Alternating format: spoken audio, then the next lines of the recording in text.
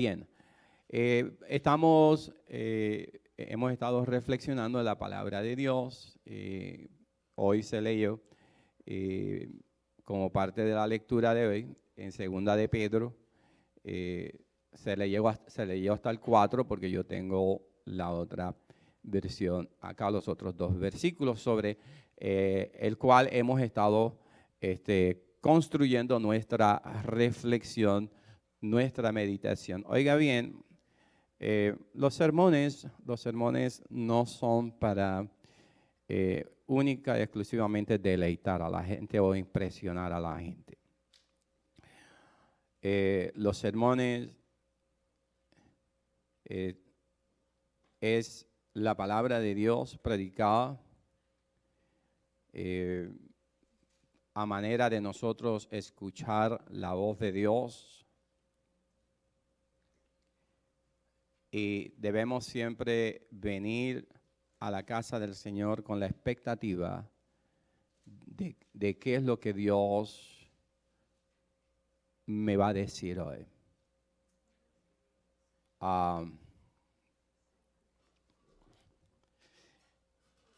Y tomar esa palabra y comenzar a construir, a fundamentar nuestras vidas sobre esa palabra. El momento devocional, y entiéndase por el momento devocional, desde que entramos, cantamos, se lee la palabra y volvemos a cantar y compartimos, tenemos un momento de compañerismo, de confraternidad. Todo eso es bueno, todo eso es importante, pero eso es un evento que se da dentro de un espacio ya designado y que sabemos cuándo comienza y sabemos más o menos cuándo termina, porque tenemos un marco, un espacio de tiempo en el cual lo hacemos. Por ejemplo, aquí empezamos el culto a las 10 de la mañana y ese espacio devocional comienza a las 10 de la mañana. Y puede ser que termine un poquito más tarde, un poquito más temprano de lo normal, dependiendo pues la cantidad de cánticos o las veces que repitamos los cánticos y no, el mover del espíritu. Pero lo cierto es que empieza una hora y termina a otra hora. Luego que salimos de aquí, ¿qué nos queda? La palabra de Dios. O sea, porque muchas veces, no necesariamente después de esa puerta, muchas veces aún cuando estamos aquí ya no tenemos ni deseo de hablar, no tenemos deseo de cantar, porque estamos pasando por circunstancias fuertes y difíciles en la vida. Y lo único que nos da garantía de poder perseverar es la palabra de Dios. Así que este es un momento crítico, un momento importante. La primera parte es nuestra expresión de adoración, de gratitud al Señor, porque ha sido tan bueno con nosotros. No necesariamente por las provisiones que ha hecho, porque yo creo que si fuéramos a, como dijo Miguel, a tener un momento de un reporte ¿de qué? A praise report. We're a bilingual church, so you got to go back and forth with that. Yo creo que no saldríamos de este lugar, porque creo que todos nosotros tenemos algo positivo, algo bonito. Podemos recordar un momento en que Dios hizo un acto providencial a nuestro favor. Así que creo que todos nosotros podríamos hablar en cuanto a lo bueno que ha sido Dios. Pero más que eso, tenemos que entonces entender que esta segunda parte, más allá de nuestra expresión de gratitud, debe ser nuestro anhelo, nuestras ansias de discernir la voz de Dios para nuestras vidas. Despreocúpese de tomar nota para los vecinos. Tome nota para usted. ¿Qué Dios me tiene que decir a mí? No al hermano Zanahorio, a la hermana Remolacha, sino qué Dios tiene que decirme a mí. Amén. Así que con eso en mente les invito a que abran sus Biblias o sus iPad o tabletas o teléfonos. Algunos de ustedes tienen teléfonos muy sofisticados. Yo todavía soy dueño de un iPhone 4, que ya mi app para los correos electrónicos está frisado. No abre, solamente puedo hacer llamadas y texto. Pero estoy contento con eso. Realmente los otros teléfonos están demasiado sofisticados para mí y me confunden. Vosotros también, poniendo toda diligencia, por esto mismo, añadid a vuestra fe virtud, a la virtud conocimiento, al conocimiento dominio propio, al dominio propio paciencia, a la paciencia piedad.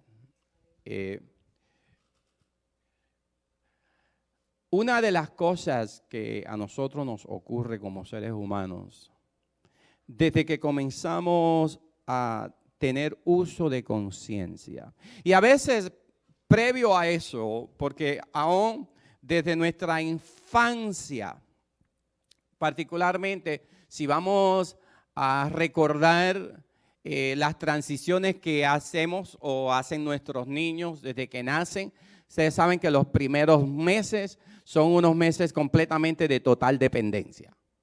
Ellos no se pueden valer de sí mismos, tenemos que estar encima de ellos a cada rato, tenemos que alimentarlos, tenemos que cuidarlos, tenemos que estar con ellos, hacer todo lo que sea necesario para su buen crecimiento y su buen desarrollo. Pero ya dependiendo del muchacho o la muchacha, ya ustedes saben que algunos ya para los 4 o 5 meses, quizás 6 meses, comienzan a gatear. Y comienzan a explorar el mundo que los rodea. Y a nosotros, los adultos, se nos elevan las ansiedades porque ahora ese muchachito o muchachita que estuvo totalmente dependiente de nosotros, que ahí donde usted lo tiraba y se quedaba, ahora no hay que estar velándolo. Porque va a abrir una gaveta que no debe haber abierto, se mete por un hueco por donde no se debe haber metido y ocurren cosas, ¿verdad?, que obviamente pueden alterar el ritmo de nuestra vida. Y luego comienzan a caminar. ¿Para qué? Ni se cuente, porque entonces ya hay que estar persiguiéndolos por todas partes a esos muchachos. Hay que comenzar entonces a cerrar otra vez los gabinetes, ponerle candado y todas esas cosas. Lo cierto es que aunque no estén muy conscientes de su intención de querer explorar el mundo que los rodea, la realidad es que están explorando el mundo. Están explorando su medio ambiente. Están aprendiendo de esa exploración. Aprenden cosas positivas como cosas negativas. Ayer fue uno de esos días para nosotros.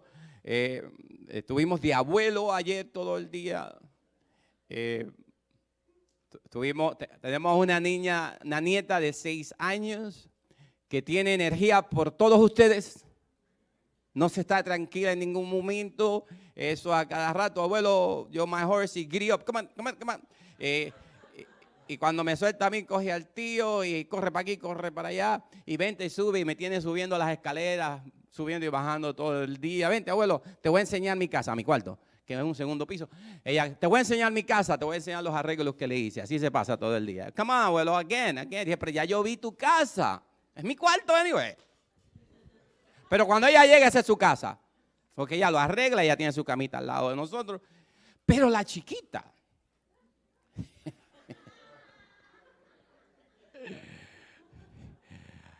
hay que pegarle un ojo un poquito más intencionalmente. Particularmente en un momento en que Gaby, nuestro hijo, llegó y prendió el horno. Porque quería calentarse una comida. Nosotros no pudimos estarnos tranquilos mientras ese horno estuvo prendido, porque cada vez que ella hacía un viaje, porque ella empezó a caminar hace unos meses atrás y no solamente camina rápido. O sea, ella no camina, ella corre. Y uno tiene que estar pendiente que no vaya a tocar el horno que está caliente, porque entonces va a tener una experiencia muy, muy desagradable. Y nosotros también como abuelos, ¿no? Ilustro todo eso para explicar que nosotros desde una edad temprana estamos explorando y estamos buscándole significado a la vida. hasta el día en que nos morimos. De hecho, hay personas que por realizadas que se sientan, por más estudios que tengan, por mejores trabajos que tengan, muchas veces todavía existe ese vacío en sus vidas de que no se sienten realizados. Hay un vacío, hay un yo no sé qué. Eso me acuerdo y estuve para refrescar mi mente porque fue una historia, un libro que leí en los años 80 durante mi carrera académica en la universidad, la historia de Siddhartha. Siddhartha es un joven que vivía muy bien, estaba siendo entrenado para ser parte de la alta realeza en la India y a pesar de todo lo que tenía, se embarca en un viaje en búsqueda de algo que ilumine su entendimiento, que le dé sentido, un mayor sentido de dirección y de propósito en la vida, fuera de todo lo que es la adquisición material, lo que es el dinero, la economía, las comodidades. Y se embarca en un viaje de toda su vida en eso. Y entre muchas de las cosas que experimentó, pues, en ese viaje se va su mejor amigo con él y paran en un lugar donde precisamente Buda se estaba desarrollando como filósofo religioso. Y estuvo un tiempo allí y aunque reconoció que la filosofía de Buda era superior a lo que él antes había conocido, entendió que no era lo suficiente como para satisfacer la necesidad personal de cada individuo. Fíjense. Lo que lo llevó a continuar su búsqueda, su amigo se hizo monje y se quedó con los budas o los budistas allí. Y él continuó su viaje y en ese viaje conoció a un hombre que trabajaba en un bote cruzando la gente de un lugar a otro, un hombre a quien él mismo describe como una persona de mucha sabiduría, pero un hombre humilde, sencillo. Y continúa su vida y llega a una gran ciudad y allí se encuentra con una mujer llamada Kamala, no Kamala Harris, pero Kamala, se deletrea igual, que dice la historia que era una mujer bella. Y que ella quedó igualmente impresionada con su personalidad porque aparentemente Siddhartha era un hombre muy elegante. Y ella, interesada en él, le dice, mira, hazme un favor, hazte rico y después yo te enseñaré el arte del amor. Siddhartha, a pesar de que esa solicitud iba en contra de todo lo que él creía, o sea, él no era una persona materialista, y ella lo recomendó a un trabajo y le dijo al dueño de la empresa, trátalo no como un empleado, sino como un igual. Y de esa manera Siddhartha se hizo rico. Y entonces pues tuvo relaciones amorosas con esta mujer, Kamala. Luego de un tiempo entendió que eso tampoco era lo que necesitaba. Él se había quedado debiéndole el fare al del barco. Él no le pudo pagar porque no tenía dinero. Y él le dijo, algún día tú regresarás. Y abandonó la vida de la ciudad, abandonó la vida de la economía y la comodidad. Y regresó nuevamente al río. Y allí estuvo un tiempo tratando de hallar o más bien de ser iluminado de una manera que él pudiera sentirse satisfecho. En ese proceso, su amigo, que se había convertido en budista, en un monje, pasa por allá, se encuentran, hablan nuevamente y aún así Siddhartha rechaza la filosofía de Buda. Y invirtió un largo tiempo con aquel hombre sencillo y humilde cuya sabiduría venía del río. Este hombre pues alegaba que el río tenía mucha información que era capaz de satisfacer las necesidades individuales de cada ser humano, a diferencia de la filosofía budista, que era un cookie cutter, era algo que realmente no podía hacer la diferencia en todo el mundo. En aquel río, Siddhartha encuentra la misión de su vida. Siddhartha se queda a la orilla del río en lugar del hombre que hacía la función y el trabajo de cruzar la gente en aquel bote, porque él entendía que el río tenía lo suficiente como para satisfacer su vida entera. Siddhartha es uno de los muchos personajes que han tenido que pasar por las avenidas de este mundo con esa necesidad de sentirse realizado, sentir que la vida tiene sentido, sentir que tienen propósito en la vida. Y creo que muchos de nosotros, a pesar de que estamos en la iglesia, estamos todavía buscando algo que le dé un mayor sentido de propósito y dirección a nuestras vidas.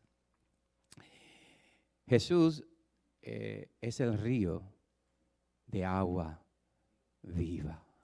Es el río de donde salta la vida. En una ocasión dijo, el que tenga sed, beba del agua que yo le doy. Y yo quiero que dentro de este proceso de reflexión entendamos que es el punto hacia donde nos estamos moviendo, que todo lo que usted necesita para sentirse realizado, para sentir que pertenece a algo de valor, para sentir que tiene propósito, lo puede hallar en Cristo Jesús. Usted aspire a los mejores trabajos que usted pueda aspirar. Usted aspire a tener sueños, quizás de tener su propia casa.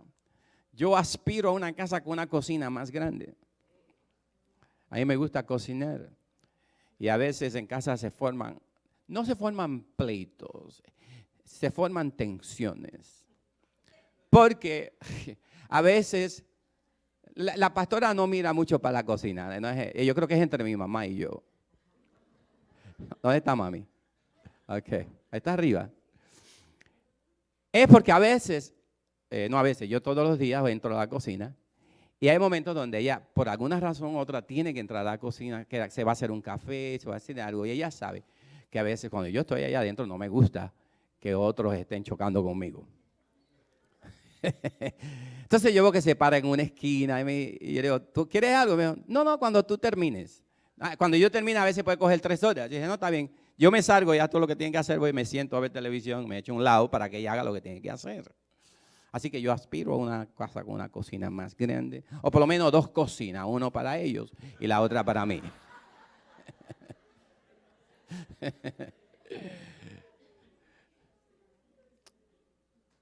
Aspira a vivir bien, a tener cosas buenas.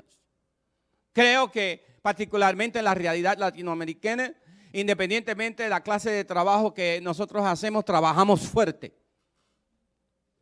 Algunos quizás más horas que otros. Muchos de nuestros hermanos y vecinos tienen que trabajar 15, 14, 16, algunos 20 horas. ¿Y por qué no aspirar a tener algo bueno? Pero más allá de eso, debemos entender que en Cristo Jesús nosotros estamos completos. Nosotros tenemos todo lo que es necesario para nuestra vida. Aún cuando los recursos materiales o terrenales se agotan. Cuando no hay dinero. Quizás cuando la alacena, los gabinetes están vacíos. Y la única gota de esperanza es aquella latita que está en la esquina. Y que uno con mucho entusiasmo y gozo la va a agarrar. Porque la ve como la salvación del día. Si usted como yo, usted le va a mirar la fecha de expiración. Como me pasó antier, que estaba buscando una lata de salsa de tomate para espaguetis.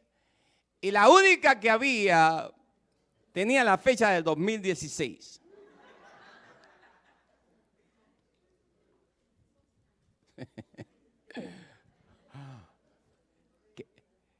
Qué vacío en ese momento.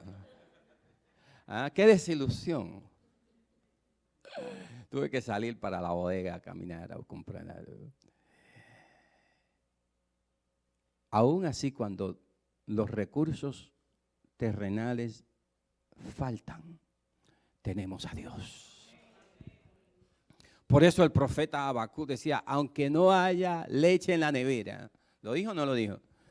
Aunque no haya arroz en un saco de eso que nosotros ponemos, un bucket, aunque no haya plátanos para hacer mangú o mofongo, búsquelo, lo dijo Habacuc.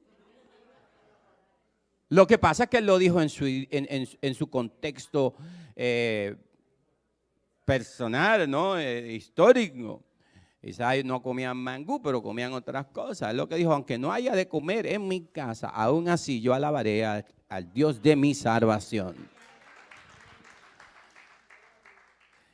Así que, como este sermón yo lo comencé hace 2 semanas y con la interrupción que hubo la semana pasada, yo tengo que refrescar su mente de qué fue lo que dijimos hace 2 semanas atrás. Así que me disculpan si soy muy repetitivo, pero para poder entrar en lo que nos corresponde hoy, dije, tenemos 5 horas para hacerlo. No se preocupe que cuando uno de los momentos que Miguel se me acercó, le dije, tengo hambre, hermano. Me dijo, tú no eres el único. Así que cuando el pastor tiene hambre, él tiende a predicar corto. Pero hace 2 semanas dije que era importante para nosotros comenzar diciendo lo siguiente, entendiendo lo siguiente. Y es que Dios no nos ha hecho creyentes en contra de nuestra voluntad o sin nuestra participación, sino que tiene que existir el deseo, la determinación y disciplina de nuestra parte. O sea, una vez llegamos al conocimiento del Evangelio, porque Dios decidió hacer provisión para nosotros, los seres humanos, que por naturaleza somos pecadores, en Cristo Jesús, para que todo aquel que en Él cree no se pierda, mas tenga vida eterna. Y a partir de ese momento se inicia un proceso de discipulado, de crecimiento, de desarrollo, porque aunque nosotros somos hombres y mujeres santos posicionalmente en Cristo Jesús, porque Él es santo, también hay un proceso de santificación, de depuración, un proceso de transición, de dejar de hacer las cosas malas para comenzar a hacer las cosas buenas. Para dejar de hacer las cosas que desagradan a Dios para comenzar a hacer las cosas que agradan a Dios. O sea, tiene que haber fuerza de voluntad de nuestra parte, tiene que haber determinación. Por eso en el texto que hemos leído en este día, el apóstol recomienda que nosotros nos esforcemos, que tengamos ¿qué? Diligencia. Y yo voy a ser muy enfático en eso, aunque nos quedemos el resto del sermón aquí, que tenemos que ser diligentes.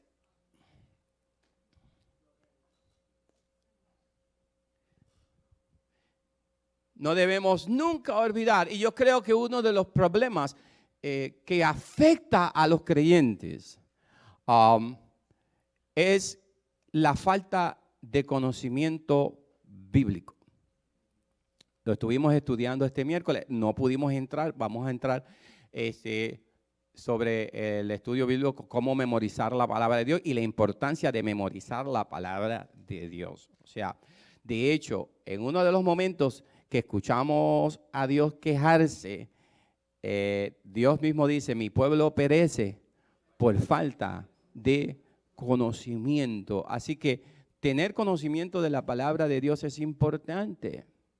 Imagínense, hermanos, que usted vaya a un lugar o en el lugar de empleo suyo. Creo que sería razonable o una expectativa razonable de que su empleador, su jefe, espere de usted que usted aprenda lo que se hace allá adentro. ¿Cierto? Si usted no aprende qué es lo que se hace ahí, obviamente usted no puede llenar las expectativas de su jefe porque no va a poder producir. ¿Cuántos de nosotros nos ha ocurrido que alguien le dice, mira, te voy a pedir un favor, dame un favorcito?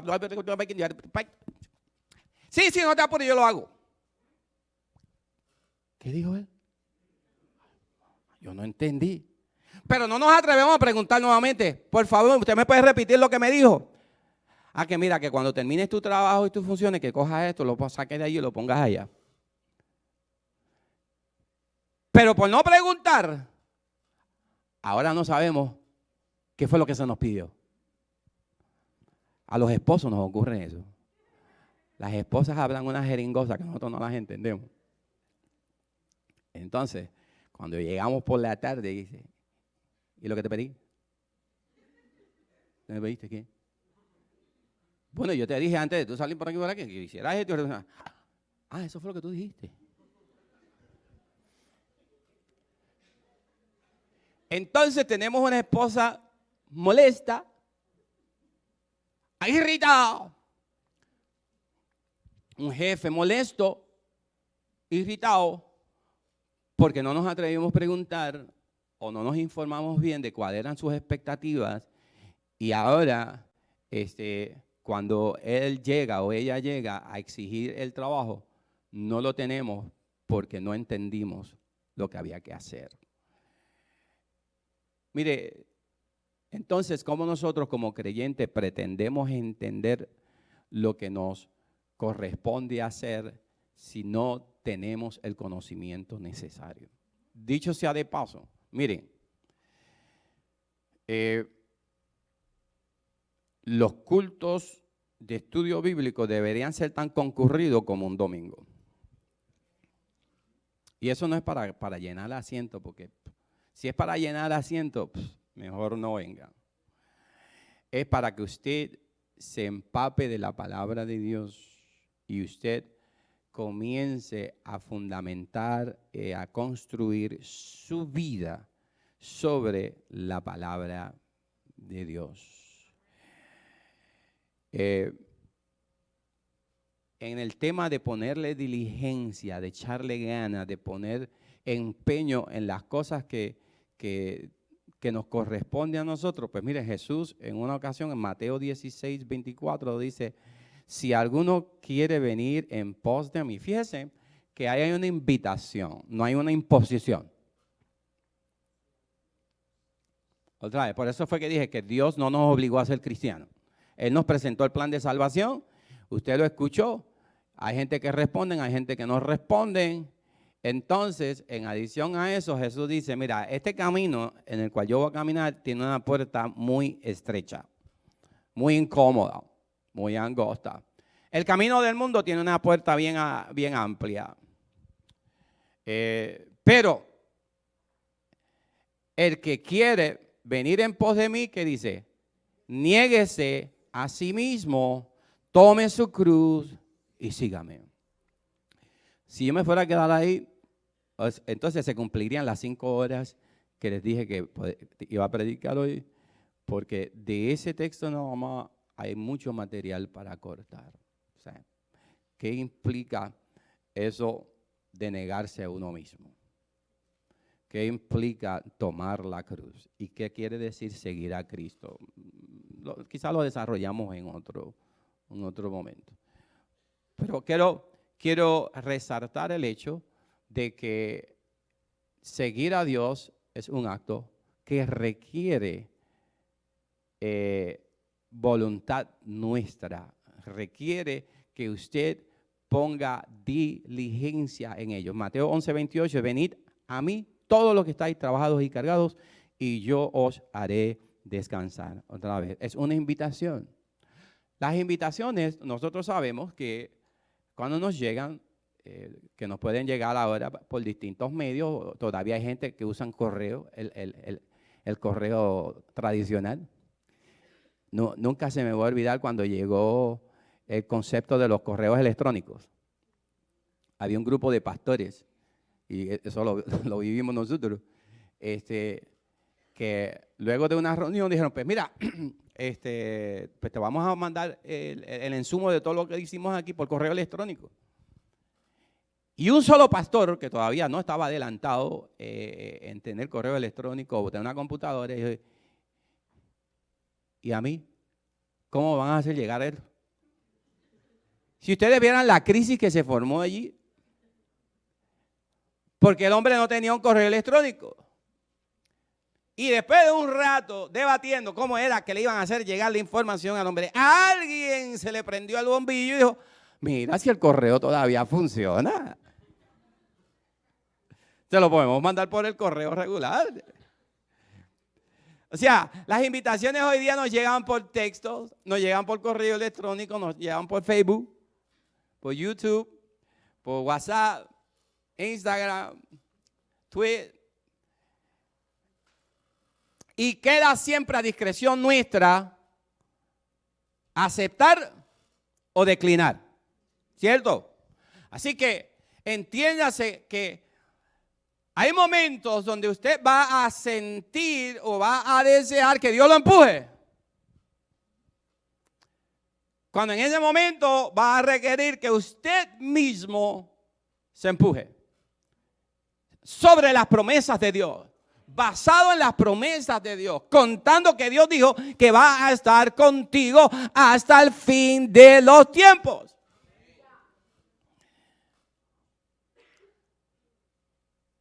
El último texto que quiero compartir con ustedes, lo compartimos anteriormente, es el famoso y clásico texto de Juan 3:16, porque de tal manera amó Dios al mundo que dio a su Hijo unigénito para que todo aquel que en Él cree no se pierda, mas tenga vida eterna. Ahí aparece otra vez la opción. O usted cree o no cree, tan sencillo como eso. Lo acepta o no lo acepta. Y Jesús fue muy claro en eso, en una ocasión donde Él nos da un ejemplo de personas que lo querían seguir. Maestro, yo seguiré a donde quiera que tú vayas. Pues mira, por favor, vende todo lo que tienes, dalo a los pobres y sígueme. Dice la historia que el muchacho se entristeció, no lo pudo hacer porque estaban... yo no creo que el Señor realmente pretendió que Él vendiera todo, simplemente lo que está buscando, ver dónde está el corazón del ser humano. Porque dice, donde está tu tesoro, allí estará también tu corazón. O sea, si mi tesoro está en los bienes, en la riqueza, difícilmente el corazón nuestro le va a pertenecer a Dios. Dios siempre tendrá que contender y tendrá que luchar por un lugar, un espacio en su vida. Así que, importante. Así que, volviendo a otras notas adicionales que quise compartir con ustedes, porque después que yo predico, yo me voy para la casa a pensar, a meditar, qué fue lo que dije que no debía haber dicho, que no dije que debía haber dicho que puede beneficiar a la iglesia. nosotros debemos entender que esta carta que escribe el apóstol Pedro se le escribe a un grupo de creyentes que han experimentado la fe salvífica de Jesús. O sea, que han tenido o han tenido una conversión.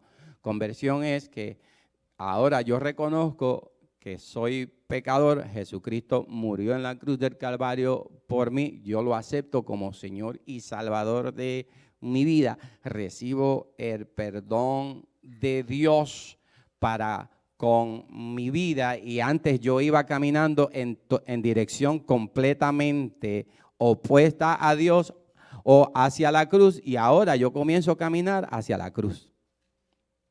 Porque uno de los problemas de los seres humanos, sin darnos cuenta, es que vamos caminando en dirección opuesta al Calvario o al reino de Dios.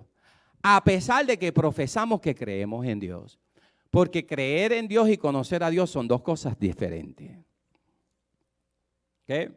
Y esto requiere conocer a Dios como Él se ha revelado al ser humano para que lo conozca. Entrar en una relación íntima y personal con Dios. Y cuando uno entra en esa relación íntima y personal con Dios, nuestra perspectiva de la vida cambia. No hay otra opción. Porque uno comienza a mirar la vida desde los lentes de los ojos de Dios.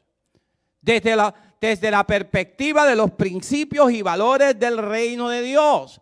El problema de la sociedad o de mucha gente es que pretenden profesar ser creyentes y tener una vida fructífera mientras que su vida sigue siendo gobernada por los principios y valores antiguos o del mundo. No, tiene que haber, o sea, es como cuando se vende un restaurante, por así decirlo. Es importante que ese nuevo dueño en un momento dado ponga un letrero que diga bajo nueva administración. Especialmente si el restaurante que estaba ahí no era muy bueno. O el negocio que estaba ahí no era muy bueno.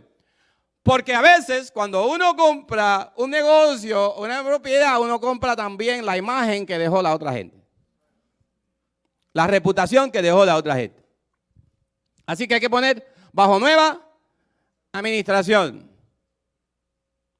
Eso quiere decir que va a haber una serie de principios que va a gobernar ese nuevo negocio. Quizás sea un negocio donde ya no se permite comida frita, un lugar más saludable. Y ya usted con ese conocimiento sabe qué esperar de ese nuevo negocio. Por lo tanto, nosotros cuando venimos al Evangelio tenemos que poner un letrero en nuestra frente que diga bajo nueva administración. Y llenarnos de los principios y valores del reino que entonces nos van a ayudar a cambiar nuestra perspectiva de la vida. Mucha gente no tiene éxito en el Evangelio simple y llanamente porque continúan viviendo gobernados bajo el mismo concepto o el mismo conjunto de valores. Que ustedes me han escuchado decir en múltiples ocasiones que la definición de insanidad mental es querer hacer algo de la misma forma cada vez esperando resultados diferentes. O sea, en un momento dado nosotros tenemos que hacer la transición de los valores que antes me guiaban, me informaban, daban forma a mi conducta, a mi proceder por los valores del reino de Dios. En esto, dijo Jesús, el mundo sabrá que sois mis discípulos, en que vosotros hacéis las cosas que yo les digo, que yo les mando.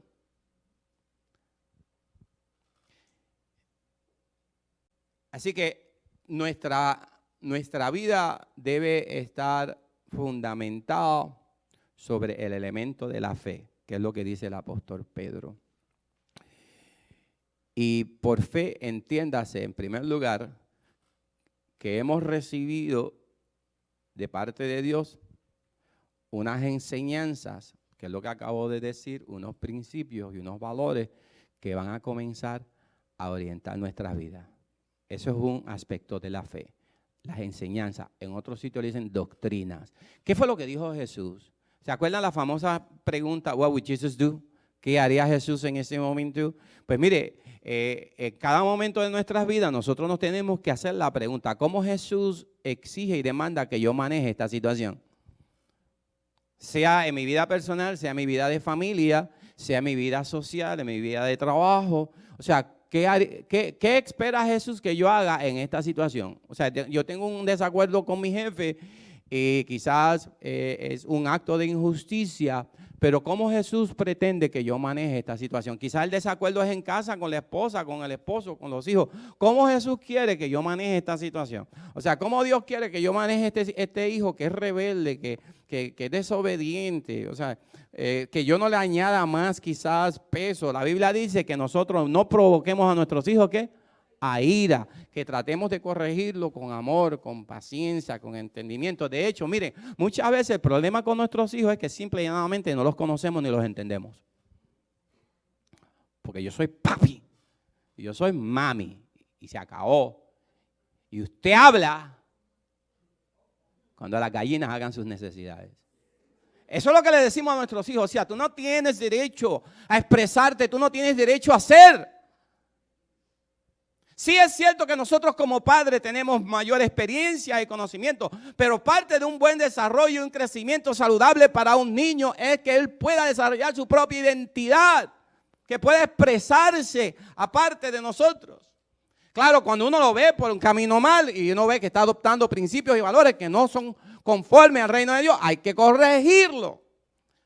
Pero ¿cómo Dios espera que yo maneje esta situación? En las relaciones matrimoniales hay una ordenanza que el apóstol Pablo da. Esposos, amad a vuestras esposas. Mucha gente no entiende eso. Eso es un problema viejo. Porque los varones, oiga bien, claro, eso tiene unas implicaciones teológicas y que tienen que ver con la iglesia. Y esa es la razón por la cual Pablo lo usa. Y es que nosotros los hombres nacemos en la mayoría, un 15% nada más que saben lo que tienen que hacer, pero el resto del 85% de los hombres no sabemos expresar nuestros afectos y nuestro amor. Lo expresamos de otra manera. Pero a la esposa le gusta que el marido le diga que yo te amo, te quiero, chula, linda, ¿no? Pero como eso a nosotros los hombres no nos nace de manera natural, pues nosotros sacamos la basura ese día para enseñarle que nosotros la amamos. Y cuando ella nos acusa que tú no me amas, ¿cómo que yo no te amo? ¿Quién sacó la basura ayer? ¿Quién pintó esta casa? ¿Quién te arregló el carro? Ahí están los mecánicos. Porque los hombres expresamos amor de una manera diferente. Y el problema es que al ser así, la mujer no se siente amada.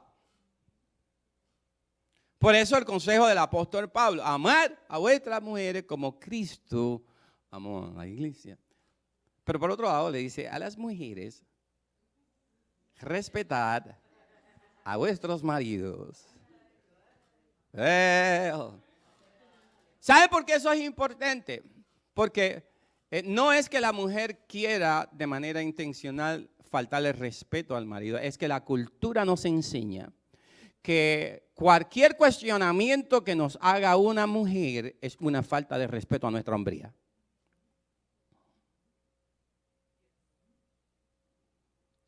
Y el 85%, apréndetelo, el 85% de los hombres no nos gusta, no solamente que nuestras mujeres, que nadie nos diga lo que tenemos que hacer. Entonces, cuando tenemos una mujer, por no decir otra palabra, mandona,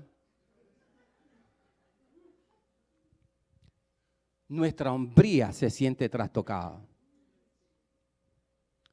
No es la intención de la esposa lastimar al marido.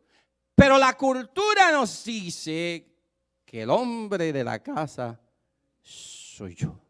Y las decisiones las tomo yo.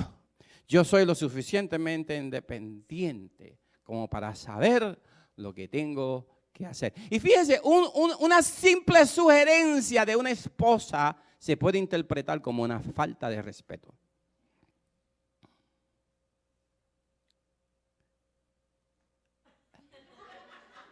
Me parece que oí un coquí por allá y un grillo detrás de la iglesia.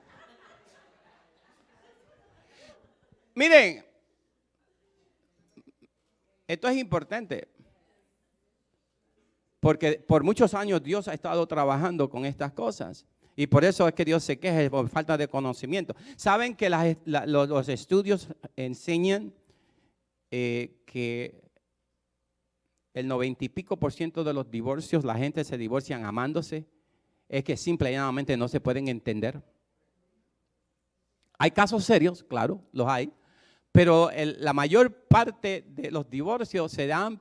De hecho, ustedes saben que en los Estados Unidos el divorcio no era aceptado muchos años atrás. Y para poder manejar este fenómeno social, tuvieron que acuñar legalmente un concepto para aceptar los divorcios en la corte. Diferencias irreconciliables. Así se dice en español. No lo voy a decir en inglés porque tampoco me va a salir. O sea, no nos entendemos. Entonces, como dentro de una de las dinámicas que se da entre los seres humanos son las luchas de poder, a ver quién da más duro. Nadie quiere dar su brazo a torcer. Es como yo no sé por qué yo estoy hablando de esto, pero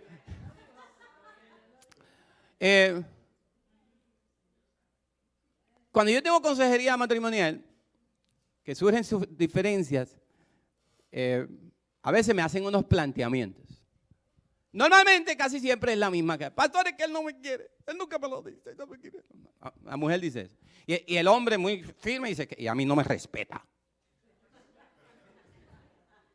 Por lo mismo que le acabo de decir a ustedes. Y a veces son luchas de poder. Tenemos un problema que resolver. El esposo dice, pues mira, vamos a hacer A, B y C. Y la esposa dice, tú siempre con tus estúpidas ideas. No, lo vamos a hacer de esta manera. Pierden un mes peleando. ¿Cuál va a ser el método que se va a utilizar para tratar de resolver el problema? Ejemplo, tenemos una deuda, hay que pagarla. ¿Cómo la vamos a pagar? Vamos a ir al banco, pedimos un préstamo o le pedimos a tío Lencho que tiene chavo. Entonces, no, a tío Lencho no. Vamos a pedir un centavo a tío Lencho, vamos a ir al banco. El otro dice, pero vamos a tratar contigo porque, ¿sabes? El banco, los intereses están altos y nos van a coger más tiempo y nos van a exigir y si no pagamos nos van a quitar la casa. Por otro lado, tío Lencho pues va a ser flexible con nosotros. No, que con tío Lencho no. Se enojan, están todo el mes enojados y el problema sigue ahí. Se tienen que volver a sentar a la mesa a sacar chispa nuevamente si van a donde tío Lencho o van al banco. Pues mire, yo le digo a la gente, por lo general, sentido común o alguien con una cabeza razonable, puede decir, mire, vamos a hacer lo siguiente. Vamos a ir a donde tío Lencho primero. Por lo más seguro tío Lencho va a decir que no. A ti, muchacho, para estarte yo 5 pesos a ti, hermano, estás loco. Ya tú fuiste a donde tío Lencho te descartó la idea y ya pues ahora yo sabes, ¿cuál es la próxima opción? El banco. Agotaron las dos opciones y se evitan problemas. Pero no, que vamos a que si vamos allá. O sea, y ahí muchas veces perdemos de perspectiva lo que es importante. Entonces ahora estamos enconados, estamos molestos, estamos irritados el uno con el otro, porque si es tío Lencho o el banco. El problema es resolverle la deuda. Vamos a enfocarnos en la deuda. ¿Cómo la vamos a resolver? Sin tener que vivir enojados los unos con los otros. Así que la Biblia nos tiene mucho que enseñar en cuanto a eso. La doctrina, cuando hablamos de hacer cambios de doctrina, de cambios de principios que van a gobernar nuestras vidas, entiéndase por fe, una fe que cree en un Dios de todo el poder, lo hablamos hace unas cuantas semanas en estudio bíblico, basado en Mateo 17:20. O sea que Dios puede hacer cosas supernaturales. Dios puede hacer milagros. Aún luego de nosotros agotar todos los medios terrenales, económicos, materiales, todos los recursos, todas las amistades, todas las vías disponibles, incluyendo, mire, a todos los oncólogos, los que tienen cáncer, los que tienen problemas del corazón, los que tienen enfermedades. Después que ellos dicen que no, Dios es el que tiene la única palabra. O sea que tenemos a un Dios que sana, a un Dios que de poder, un Dios que realmente se puede manifestar en la vida de nosotros y que nos dijo que Él estaría con nosotros todo el tiempo. O sea, una fe que entiende que al Dios que usted y yo le servimos es el Dios que se especializa en las imposibilidades. Posiblemente otra vez usted se dio por vencido con ese hijo, con esa hija, con ese esposo, con su matrimonio. Y te dije, ya, hasta aquí llegó. Sin embargo, Dios puede resolver eso. Dios tiene poder para sanar lo que usted piensa que estaba demasiado enfermo. Dios tiene suficiente poder para poder restaurar lo que se rompió en pedazos. Por eso Jesús le dice a sus discípulos, si tuvieseis fe como un grano de mostaza, le dirían a esa montaña, muévete, échate afuera. Y ella, porque obviamente el concepto de la mentalidad judía era precisamente que ellos entendían que le servían a un Dios de poder. No necesariamente que Dios se pasó en el pasado tirando montañas al mar, literalmente, no. Pero Dios libertó al pueblo de Israel del cautiverio de Egipto. Los libró de la mano del faraón. Y cuando se vieron en aprieto, que no sabían para dónde correr, Dios con la punta de su dedo abrió el mar rojo de par en par y ellos cruzaron en seco. Y cuando pasaron por el desierto, que la calor los estaba metiendo y el hambre, el Señor le mandó maná del cielo. Y para que acompañaran el maná del cielo, le mandó gallinitas, codornices para que se las comieran. Y para que no se atragantaran y no se ahogaran, mandó agua de una peña de piedra. Y luego Isaías le tiene que recordar a esta misma gente que se le había olvidado lo grande y poderoso que es Dios. Le dice, mira, le voy a hablar que el milagro que Dios va a hacer con ustedes, dígale al que está al lado suyo, el milagro que Dios va a hacer contigo es más grande de lo que hizo anteriormente. Dios le tiene que recordarle al pueblo de Israel, le dice, mira, en Isaías, cuando Él los sacó a ustedes de Egipto, Él abrió el mar en par. Ahora en el desierto de las tierras más áridas y secas, Él va a hacer que fluyan ríos y manantiales de agua de vida. O sea, una fe que es atrevida, no ciega, no fanática, pero una fe que entiende que en Dios nosotros tenemos un pronto auxilio, tenemos socorro y tenemos esperanza. Aunque el mundo diga otra cosa, aunque el médico diga otra cosa, aunque el psiquiatra diga otra cosa, aunque el terapista matrimonial diga otra cosa. Una fe que se atreve a creerle a Dios. En el caso de Abraham y Sara, ¿se acuerdan la historia? Dios quiere activar nuestra fe. Y hay momentos en que nosotros llegamos a un punto de que cuando analizamos nuestras circunstancias nos convencemos de que nadie nos puede sacar ahí. ¿Se acuerdan que Dios le había hecho? Dios le pintó un cuadro a Abraham precioso. Te haré padre de naciones. Es más, tu generación va a ser tan grande. Ponte a contar las estrellas para que tú veas. Así de grande. O los granos de arena en la playa. Así de grande va a ser tu generación, tu descendencia. Y Sara, que ya tenía como 80 años, se echó a reír. A Dios se le soltaron los tornillos. Yo, con lo vieja que estoy, hombre, ¿no? ¿De dónde? No solamente estoy vieja, soy estéril. Peor todavía.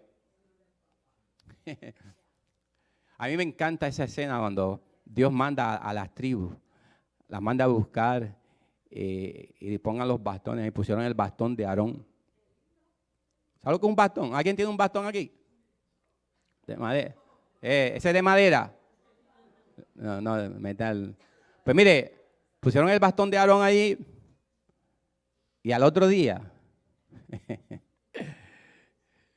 descubrimos que el madero que usaron para hacer el bastón de Aarón no solamente era de almendro, sino que había echado almendros. O sea, yo no sé cuál es la sequedad de su vida, cuál es la necesidad de su vida, pero Dios se especializa en las cosas imposibles, precisamente para glorificar su santo y bendito nombre.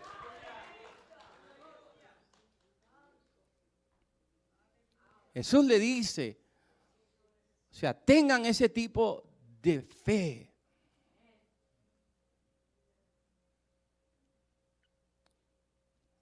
Vean las cosas que no existen como si existieran.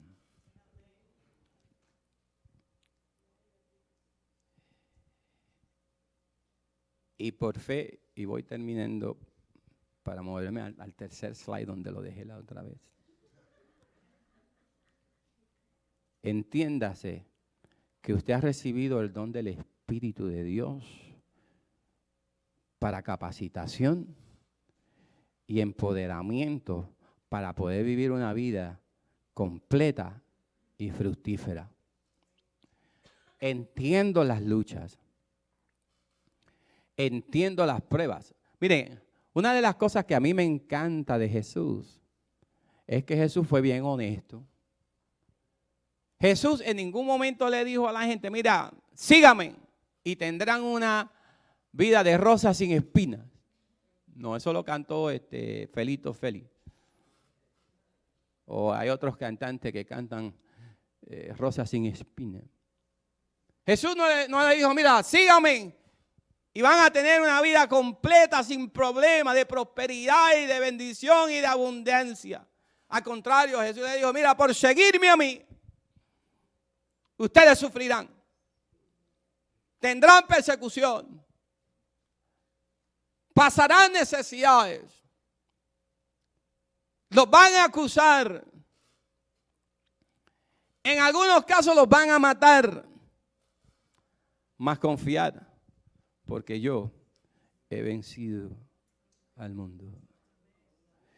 Y tenemos que creer en ese principio fundamental de la fe cristiana, que cuando usted llega al conocimiento de Dios, el Espíritu Santo de Dios viene a morar en nosotros. O sea que no estamos solos. Jesús dijo, yo no los voy a dejar huérfanos ni huérfanas, sino que enviaré al Paracleto, enviaré al Espíritu Santo para que os acompañe. Y en ese acompañamiento, Él le dirá qué hacer. Pregúntenle a Él. Una fe robusta, una fe vigorosa, que está fundamentada no en mis ideas, no en mis conceptos, no en los valores de este mundo, sino en la fe de Cristo Jesús. O sea, estamos completos en Dios.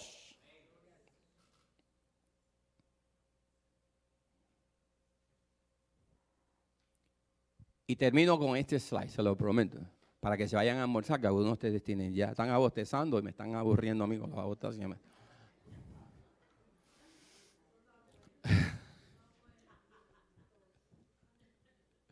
Yo sé lo que es el cansancio, lo que es el hambre.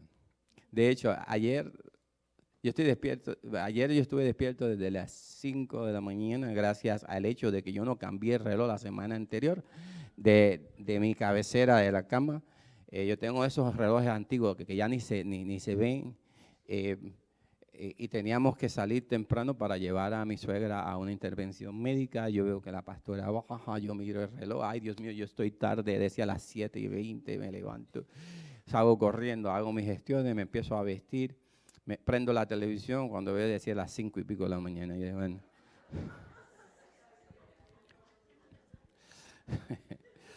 Estoy atrasado todavía, pero cuando hablamos de una fe vigorosa, mis amados hermanos, me estoy refiriendo a un atributo vivo que surge en el corazón del ser humano cuando éste tiene una experiencia genuina con Jesús, el Hijo de Dios. ¿Se acuerdan que hace unas cuantas semanas atrás hablamos sobre la necesidad de crecer en el conocimiento del Hijo de Dios?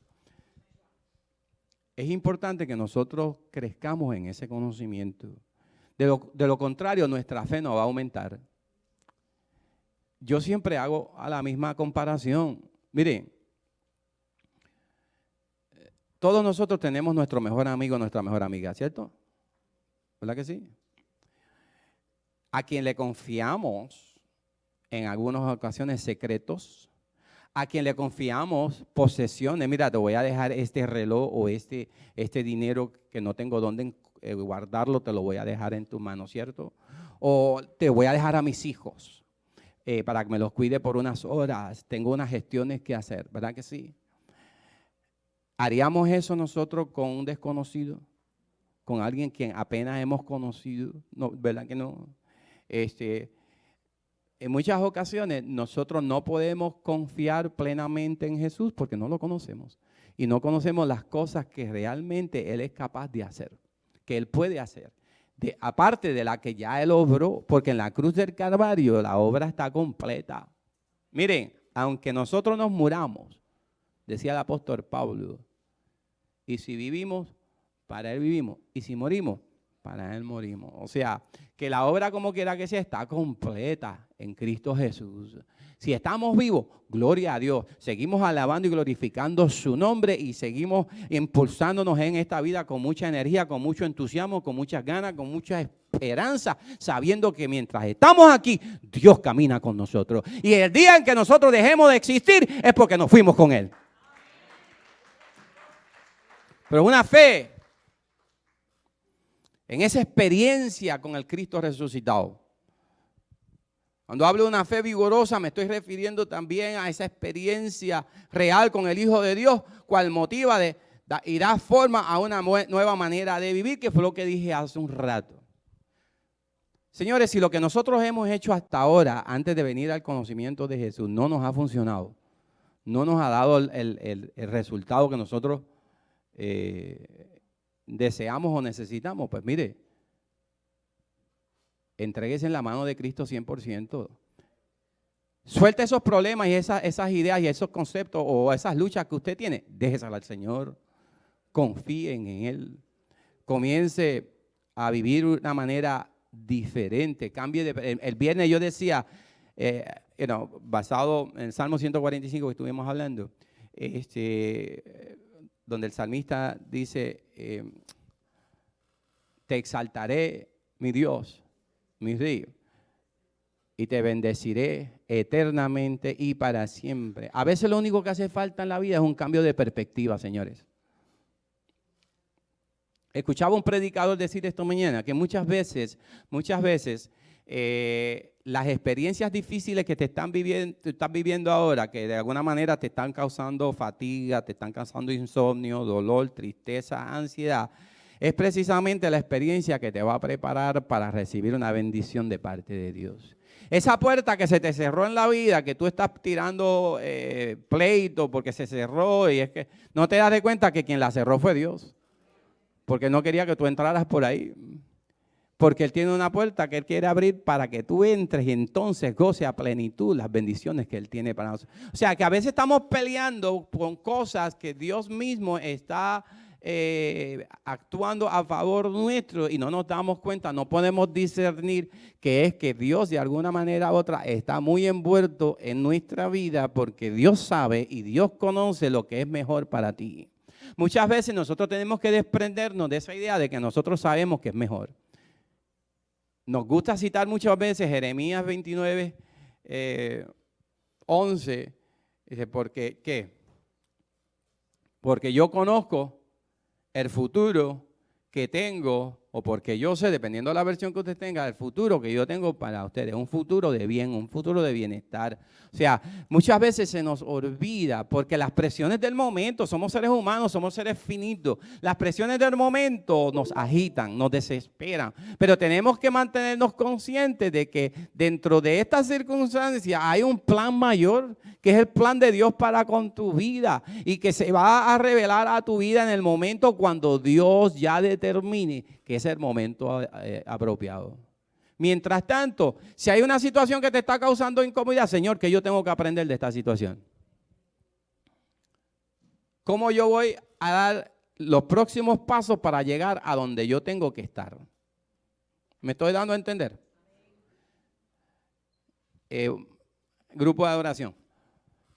Pues estoy terminando. Cuando hablo de una fe vigorosa, me estoy refiriendo a una búsqueda intensa de la voluntad de Dios y sobre el cumplimiento de y no sobre el cumplimiento de las expectativas humanas. Quisiera detenerme ahí rapidito, porque quisiera definir, y la última vez no lo definí, lo que son las expectativas humanas.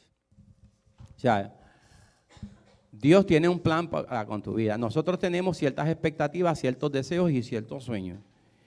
Y fíjese la definición de expectativas humanas. O de expectativa. Se conoce como expectativa, palabra derivada del latín expectatum, que se traduce como mirado o visto, a la esperanza, sueño o ilusión de realizar o cumplir un determinado propósito.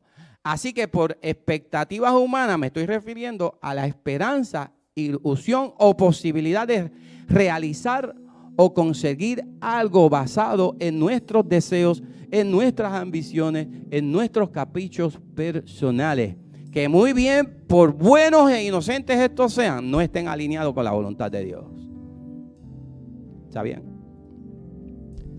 There are things that we want, and they may not be bad things, but they are not aligned with the will of God. A job. A great job opportunity. But at the end of the day, you need to ask the question, is that job aligned with God's will for me? A person, a husband or wife. Singleness. I know it's very painful for a lot of people. La soltería, personas que están solteros, deseando que venga alguien, un príncipe azul, una princesa azul para su vida, para resolver el problema de la soledad. Y de repente llega alguien, pero tiene que preguntarle a Dios, ¿está esta persona alineada con tu voluntad para con mi vida? No nos podemos agarrar de lo primero que vemos,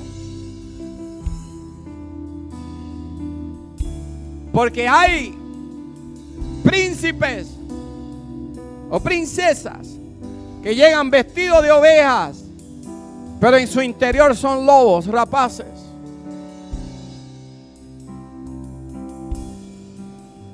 Hay muchas cosas que nosotros anhelamos tener, alcanzar. Tenemos grandes ilusiones que otra vez no necesariamente sean malas, pero están ellas alineadas con la voluntad y el propósito de Dios para con nuestras vidas. Proverbios 14:12 nos dice, hay un camino que al hombre le parece derecho, pero al final de ese camino lo que hay es muerte. En lenguaje pueblerino, no todo lo que brilla es oro. Estar dentro de la voluntad y los propósitos de Dios es fundamental para el hombre y la mujer. Pero estos son mis planes personales. Pues qué mejor que confiárselos a Dios. Qué mejor esperar que Dios te ilumine, te guíe, te revele si puedes o no debes entrar por esa puerta, si debes o no debes tomar esa decisión. Isaías 55:7-8 nos dice, deje el impío su camino y el hombre inicuos sus pensamientos. Vuelva hacia Jehová, quien tendrá de él misericordia, y a nuestro Dios, quien será amplio en perdonar. ¿Por qué? Porque mis pensamientos no son vuestros pensamientos, ni vuestros caminos son mis caminos, dice Jehová. Confía. Quizás la vida te está yendo de lo más bien maravillosa, pero la pregunta al final de cada día es si eso está alineado con Dios.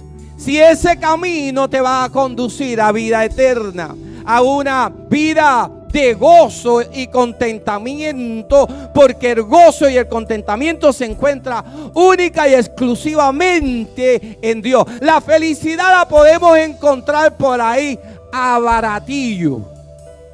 Todo el mundo tiene algo para ofrecernos, para hacernos felices.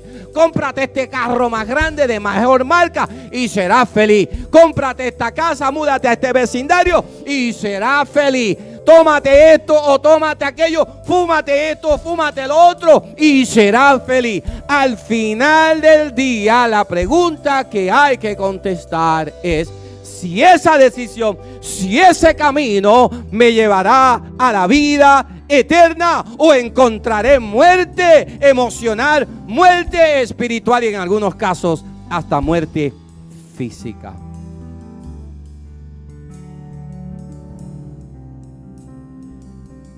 Una fe vigorosa está enfocada en querer hacer la voluntad de Dios, no la nuestra.